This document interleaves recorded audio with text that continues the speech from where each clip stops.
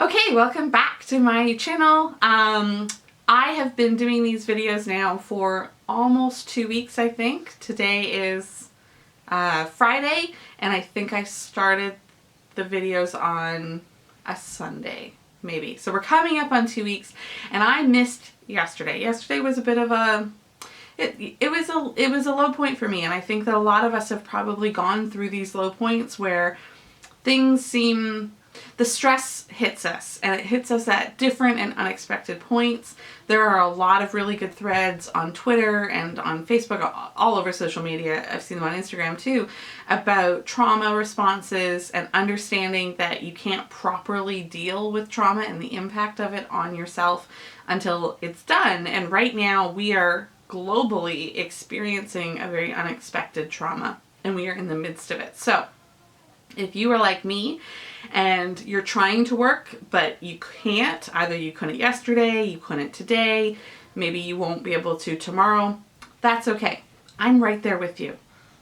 And you know, I think that that's something that you don't hear enough about in the writing community, is I'm right there with you. I am going through the same things that a lot of other people are going through. Also, if you are having a burst of productivity, understand I'm also right there with you, because I have made 12 videos in 11 days or something like that. And I have seen people, well-meaning people, share on Twitter, or somebody who follows me on Twitter immediately posted after I shared a video link, you don't need to be this productive right now. Not directly to me, but like I shared a link and then they said that. I don't know if that was about me or not, but it certainly, I was like, oh, but you know what? If you cope by being busy, that's okay. If you cope by turtling and taking care of yourself, building a blanket fort, that's okay too. If you cope by sobbing uncontrollably, that's also okay.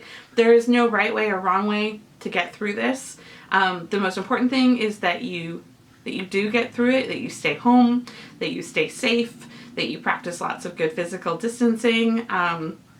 Maybe you make yourself a mask if you need to go shopping, or use one of the services to deliver food or pick up food at a grocery store.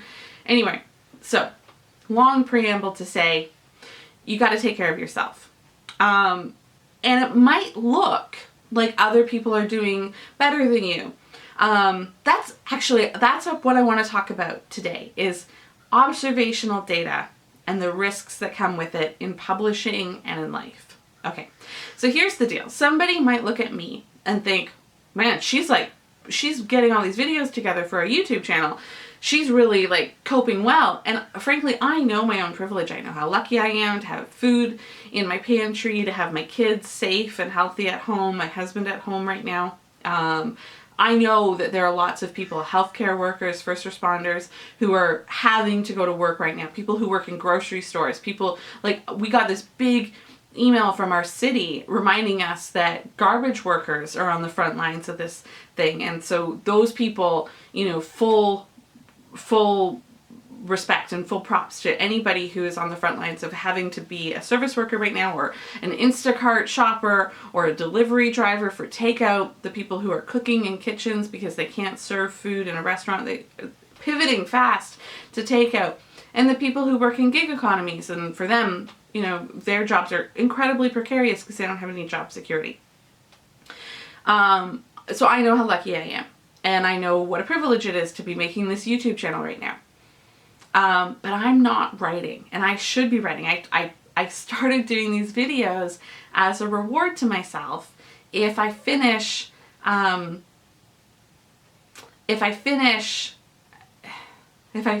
word count for the day, I'm gonna get to do a video, and instead I just started doing some videos instead of doing my word count, and my deadline is getting closer and closer, and I'm probably going to pull it out of the fire. But Amazon KDP, Kindle Direct Publishing, just sent a message out today saying that they're waiving the penalties for moving pre-orders. And my gosh, you guys, that is so tempting right now to move my pre-order and just say, you know what, this book is not going to come out in April. This book is going to come out, I don't know, June, so August. November. When is this thing going to be over? Because I write contemporary romance that's based in reality. And right now my reality means you can't fall in love with somebody who you don't live with, because you're not allowed to touch them. It's the social distancing thing, physical distancing thing really certainly puts a kibosh on the hot and heavy romance. So I have a lot on the writing side of things. I'm struggling. And here's the thing that I'm going to pivot to, because I always like to pivot to something more positive. I know that writing is always hard.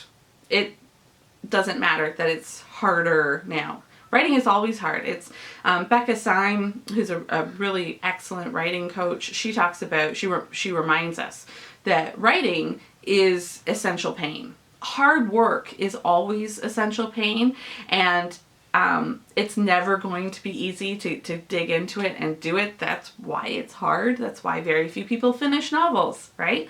So writing is always essential pain for me.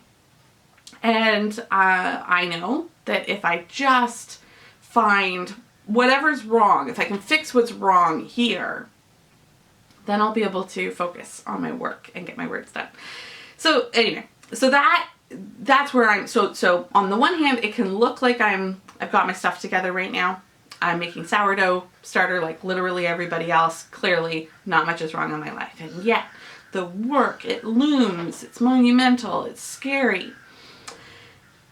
So what's on the inside, it doesn't always match the outside, right? But this is also true for, you could look at somebody who has a YouTube channel, who has a bunch of books out, and you could think, how do I get to where they are? Do I do what they're doing now? And the thing is that what somebody is doing at the moment is at the end of a long trail of actions and choices and decisions and products and output and creativity that got them to that point. And now at that point, that whatever the thing that you can see is what's working for them right now, but it's built on a foundation of a lot of other things. And if you try to mimic what they're doing, you won't have that same path, that same progression. You won't have made those same choices, learned those same lessons. And the other thing that plays in here is the iceberg rule, that, you know, the iceberg is really big and the part that's above water is really little. So you can look at the content that somebody is creating and think, that's the ticket, that's the part that's causing the success. And sometimes content is so compelling that we can believe that that is the primary reason for success.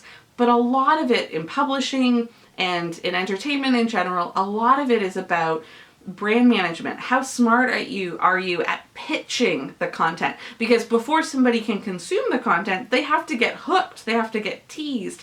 I have a whole chapter in Romance Your Brand about blurbs and taglines and understanding that in a digital marketplace like an ebook retailer, the long, 3.5 paragraph blurbs, those aren't nearly as compelling as like one-liners, like the hookiest one-liner that creates a question, a completely compelling question in a reader's mind that must be answered and can only be answered by opening the book, right? So they have to buy the book in order to get the answer to that question. How? Whatever that hook is.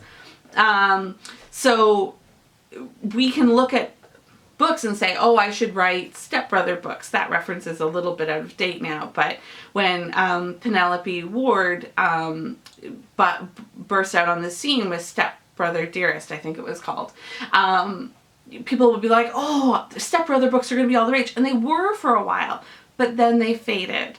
And no other stepbrother book had the same level of success that book did, because it wasn't the stepbrother hook. It was a combination of things built on, a career of other books that built a fan base, that understanding warm and cold audiences, which I should probably do another video on that. Have I done a video on that yet? The days are blending together. Anyway, so I think on this Friday night, when I totally wanted to dress up for Formal Friday and didn't, because I don't have my stuff. I wanted to say a swear word there, and then I remembered that a writer friend asked me if these videos were PG-13. Anyway, I don't have my stuff together.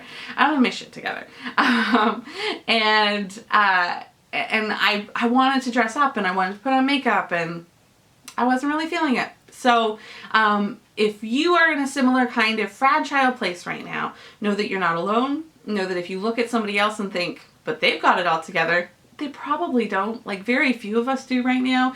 And the one silver lining about right now is that actually I feel like a lot of people are being honest about that. So we're all in this together.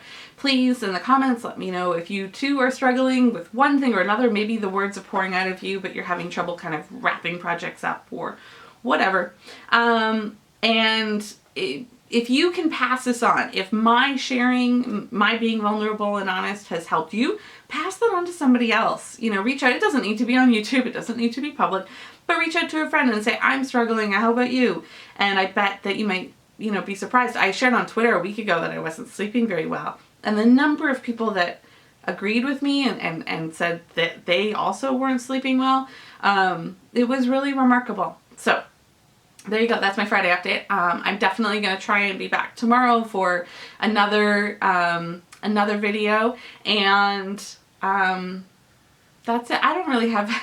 I'm tired. You know. I'm going to try to write tomorrow too. So I don't know what if my video is going to be a cover video or just a talking video. Please also let me know in the comments which of those you like. Do you like me sitting here chatting, or do you like to see me doing something? And if so, what do you want to see me do while I chat? So let me know in the comments about that, and subscribe to the channel if this is the first video that you have come across of mine, and I will be back again very, very soon.